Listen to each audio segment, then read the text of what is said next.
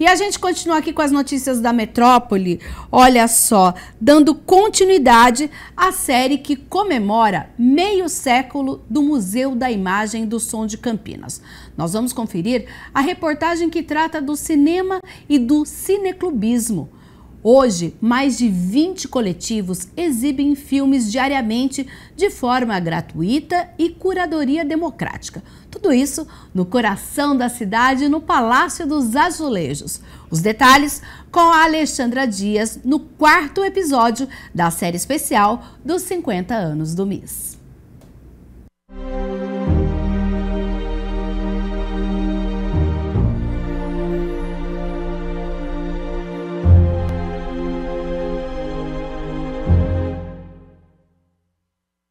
Uma grande conquista do Museu da Imagem e do Som de Campinas foi justamente na contramão do fechamento das salas de cinema do centro da cidade, conseguir a Sala Glauber Rocha, com 72 lugares, climatizada, com acessibilidade e dentro do MIS.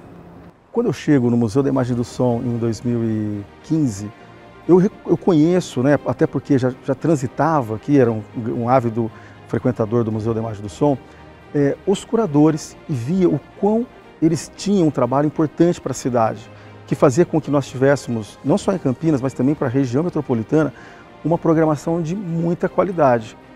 Nesse sentido, eu vendo o esforço dele e onde acontecia esse cineclubismo, que era em salas, em espaços não adequados, mas que tinha uma grande participação. Então, esses curadores me motivam, além do público, pelo esforço e também pelas dificuldades. Antes, as pessoas que tinham mobilidade reduzida, elas eram restringidas de poder participar das sessões de cinema, porque elas eram nas salas, na parte superior.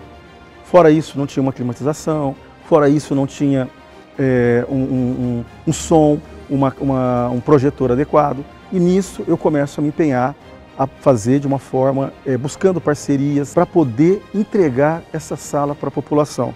Então é um esforço de um gestor apaixonado pela história e pela memória do Museu da Imagem e do Som e que fez o possível e impossível para que pudéssemos ter uma sala de cinema pública aberta para a população de Campinas. O movimento cineclubista, que utiliza a Sala Glauber Rocha para a exibição dos filmes, conseguiu um feito inédito, uma curadoria plural e democrática. A autogestão, que é o que ocorre na programação de cinema do MIS, aponta numa outra direção da relação do cidadão com o Estado.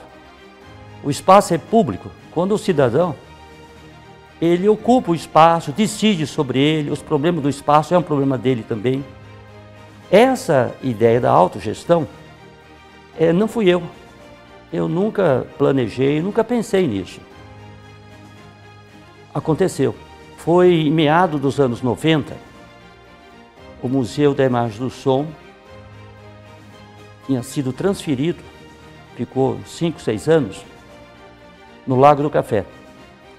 E o museu, desde a sua origem, e eu conheço o museu desde quando ele foi fundado, primeiro como frequentador, né, aprendiz e apaixonado por cinema, e depois aí eu prestei concurso e tornei funcionário concursado de carreira, né? Então eu conheço a história do museu.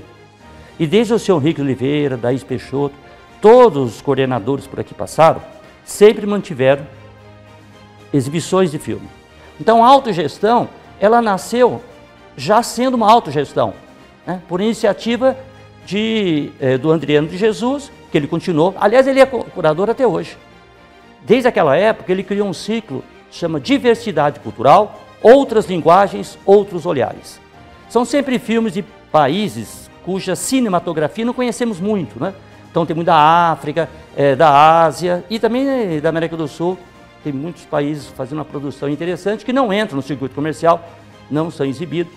Então ele continua até hoje fazendo esse ciclo. E logo depois apareceram os jovens, estudantes da PUC, e foi crescendo, crescendo, crescendo. Até que em 1996 viemos para cá. Então foi assim um processo de construção, de iniciativa do próprio cidadão comum. A única coisa que eu fiz foi acolher. Antes da pandemia, os cineclubes exibiam mais filmes de cunho político-crítico e depois foi resgatado o viés mais artístico, com filmes cult, de arte e de diversos países. Meados dos anos 2014, teve um curso aqui de História do Cinema, né, com o professor Orestes, com o Joaquim. Eu sou uma das pessoas que fez esse curso. Terminado o curso, a gente tinha visto excertos de 600 filmes, tinha que ver o filme inteiro. E a gente foi discutindo, montamos um cineclube que está completando 10 anos agora. Foi uma varredura na história do cinema, a gente está chegando no final dele, já está nos anos 2000, 300 filmes. Então assim, a gente tem um trabalho muito intensivo, né, de divulgar a cultura, de debater, porque vendo a arte como expressão de si mesmo, a gente tem cinema nacional e cinema nacional na comparação com outros cinemas. Eu costumo dizer simplificadamente que nós temos 3 tipos de público. Tem aquele que é cinéfilo, que vem porque quer debater, seja lá qual for o filme, porque tem um conhecimento, um repertório, um negócio, e contribui muito para o debate. Tem aqueles que gostam de cinema. Esses que gostam de cinema, vêm. No começo, tem gente que fala assim, eu não entendo nada disso, mas começa a se envolver nos debates. E tem aquelas pessoas, esse aqui é o único cinema gratuito no centro da cidade de Campinas. O acesso dele é para todos, para todas, para todes.